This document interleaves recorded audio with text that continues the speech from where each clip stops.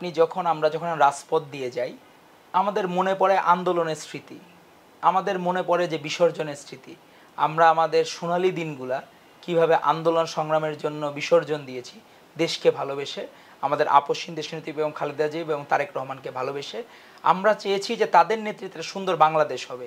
এজন্য আমরা যখন কোনো রাস্তা দিয়ে যাই, এই যে আপনার এখানে আসার আগে আজকে বৃষ্টির দিন, আমার রাস্তায় মনে পড়তেছিল এই জায়গায় আমরা 28শে অক্টোবরের পর থেকে টানা এই যে গত 5ই আগস্ট পর্যন্ত কোনো জায়গায় আমাদের দেখা গেল যে রাস্তা দিয়ে যাই মিছিলের স্মৃতি। আমাদের প্রত্যেকটা নেতাকর্মী, ছাত্রদলের প্রত্যেকটা নেতাকর্মীর মিছিলের স্মৃতি মনে করে, ওই জায়গায় আন্দোলনের স্মৃতি, আমাদের স্লোগানের স্মৃতি মনে করে, আমাদের রাজপথগুলো মনে হয় যে আমাদের আবেগতাড়িত করে। সেখানে তাদের মনে হয় এই রাস্তা দিয়ে গেলে তাদের প্রেমের গল্প মনে করবে, ভালোবাসার গল্প মনে করবে, সুদিনের কথা মনে পড়বে। তারা দিবে হ্যাভিং আ নাইস ডে, তারা দিবে যে হ্যাভিং বাফেট ব্রেকফাস্ট বা বাফেট লাঞ্চ, বা সুন্দর একটা দিন কাটাইলাম এরকম। কিন্তু আমাদের এরকম সুন্দর দিন ছিল না। হাসিনা যখন ছিল আমাদের এরকম সুন্দর দিন ছিল না। তাসনিম জারাদের হয়তো বা সুন্দর দিন থাকতে পারে, কিন্তু আমাদের কোনো সুন্দর দিন ছিল না। আমরা জেনেছি যে হাসিনার পতন হলেই সুন্দর দিন সম্ভব। হাসিনার পতনের পরে রাজনীতি আর আগের রাজনীতি আকাশ পাতাল তফাৎ। আমাদের পোস্টে কেউ লাইক কমেন্ট করলে তাকে হল থেকে বের করে দেওয়া হইতো, ন্যূনতম কাউকে কোনো স্পেস দেওয়া হইতো না। আমাদের বাংলাদেশ জাতীয়তাবাদী ছাত্র দলের পেজে লাইক করেছে, এজন্য আমাদের হল থেকে ছেলেপেলেদের বের করে দেওয়া হয়েছে। আমাদের পোস্টে লাইক করেছে, হল থেকে বের করে দেওয়া হয়েছে। সেইখানে তাসনিম জারারও তো সেই দিনগুলোই ছিল। কিভাবে ছিল? প্রতিবাদ করে না তো হাসিনার একদিনের জন্য, এক মুহূর্তের জন্য। হাসিনা খারাপ কি একদিনে খারাপ? সে মানুষকে হত্যা করেছে, মেরেছে, একদিনে মেরেছে। সে মানুষের সাথে যে অর্থ লুটপাট করেছে একদিনে তো করে নাই। তখন কেন খারাপ বলেন না আপনি? তখন আপনার কি ছিল? তখন রাজনীতি কি মধু ছিল না? এখন কি মধু চলে আসছে রাজনীতিতে? 5ই আগস্টের পরে আপনি হয়তোবা দেশের বাইরে ছিলেন, শুনলাম, আমরা হয়তোবা ইউটিউবে টুকটাক ভিডিও দেখি। আপনি আপনার জায়গা থেকে ঠিক আছে, আপনি কিভাবে পার্টিকে সার্ভ করবেন বা দেশকে সার্ভ করবেন এটা আপনার ব্যক্তিগত বিষয়, আপনাকে আমরা রাজনীতিতে স্বাগতম জানাই।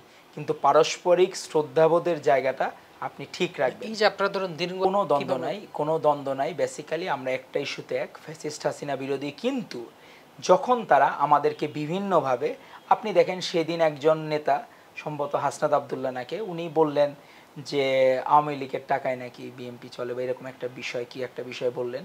তো আমার কাছে মনে হয়েছে উনি মানসিকভাবে মনে হয় একটু এখন অসুস্থতা বোধ করছেন। কারণ না হলে উনি নিজে শ্রমিক লীগের লোকের বাসায় থেকে উনি প্রোগ্রাম করছেন, নিউজও হয়েছে, আর উনি বলতেছেন আমাদের কথা। ওনারা কেন, যদি নিয়াত সৎ থাকতো, ওনারা কেন ব্যবসায়ীদের নামগুলো প্রকাশ করতেছেন না? যে ব্যবসায়ীরা আওয়ামী লীগকে টিকে রেখেছিল, যে ব্যবসায়ীরা আওয়ামী লীগকে বারবার 3রা আগস্ট আপনার মনে আছে কিনা, সেই সময় বড় একটা তারা বৃহৎ একটা সম্মেলন করেছিল ব্যবসায়ীদের। তারা বলেছে আমরা জীবন গেল ফ্যাসিস্ট হাসিনাকে ছাড়বো না, তারা এটা বলেছেন। সেই জায়গায় তারা এখন তাদের কিন্তু কারা ডোনেশন দিচ্ছেন তাদের নাম প্রকাশ করতেছেন না, কারণ তাদের নাম প্রকাশ করলে তো বের হয়ে যাবে। এক সময় যারা লীগকে ডোনেট করতে এখন তারা এনসিপিকে ডোনেট করে, এটা খুব স্বাভাবিক বিষয়। বিএনপি হচ্ছে একটি মহাসামুদ্রিক পার্টি, মানে তার কোনো শেষ নাই। আমাদের এনলিস্টেড যে পরিমাণ বিএনপির ফর্ম ফিল আপ করা, প্রত্যেকটি ফর্মের আপনার যেভাবে আমাদের জায়গায় যারা যারা সদস্য হইতে চায়, যারা যারা রিনিউ করতে চায়, তাদের জন্য একটি নামমাত্র অ্যামাউন্ট ধরা হয়। আমাদের ইভেন ছাত্র দলেরও যারা মেম্বার হচ্ছে সারা বাংলাদেশের, আমাদের ছাত্র যারা মেম্বার 10 টাকা দিয়ে কিন্তু সবার মেম্বারশিপ ফর্ম ফিল আপ করেছে। এটা কিন্তু আমাদের ফান্ড, বিভিন্ন সময় আমাদের ডকুমেন্টেড ফান্ড আছে। আর বেসিক্যালি এটা হয়েছে যে আমরা যে 16 বছর প্রোগ্রামগুলো করছি, তখন তো এই বিষয়গুলো নিয়ে প্রশ্ন ওঠে নাই। আমরা তো গরিবী হালে প্রোগ্রাম যেটা বলা, আমরা তো গরিবী হালেই করছি, এখনও তো আমরা গরিবী হালে করি। আমরা এমন না কোনো আমাদের কোনো কিছু আড়ম্বর থাকে বিরাট করে প্রোগ্রাম। আমরা সব সময়, আমাদের ভারপ্রাপ্ত চেয়ারম্যান জনাব তারেক রহমান সব সময় অনাড়ম্বরপূর্ণ প্রোগ্রাম করেন। আপনি দেখবেন আমাদের যে বর্ধিত সভা হলো, এই যে আমাদের জাতীয় সংসদ ভবনে দক্ষিণ প্লাজায় যে বর্ধিত সভা হলো আমাদের, সেই বর্ধিত সভায় খাবারের মেনু ছিল কি? শুধুমাত্র সাদা ভাত, একটা হলো মুরগির মাংসের তরকারি, আর একটা ভাজি, আর হলো টাঙ্গাইলের একটা চমচম ছিল 1 পিস করে সবার জন্য। এই যে অনাড়ম্বর, এটা কেউ বলে না তো। সেখানে এরা প্রোগ্রাম করতেছে কি, ইফতারের সময় দেখলাম তারা একটা 5 স্টার মানের একটা হোটেলে প্রোগ্রাম করতেছে।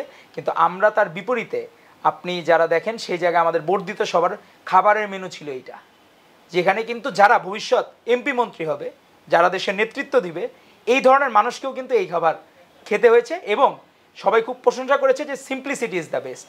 এবং এটাই হচ্ছে আমাদের ভারপ্রাপ্ত চেয়ারম্যান জনাব তারেক রহমানের মেসেজ হচ্ছে এটাই যে সিম্পলিসিটি ইজ দ্য বেস্ট। দেশের নাম্বার 1 ট্রেডিং অ্যাপ নিফটি ফার্স্টে পাচ্ছেন ট্রেডিং এর সব সুবিধা, dual exchange access, company analysis, portfolio তৈরি করা সহ আরও অনেক ইউনিক ফিচারের সাথে ট্রেড করতে ডাউনলোড করুন এক্ষুনি।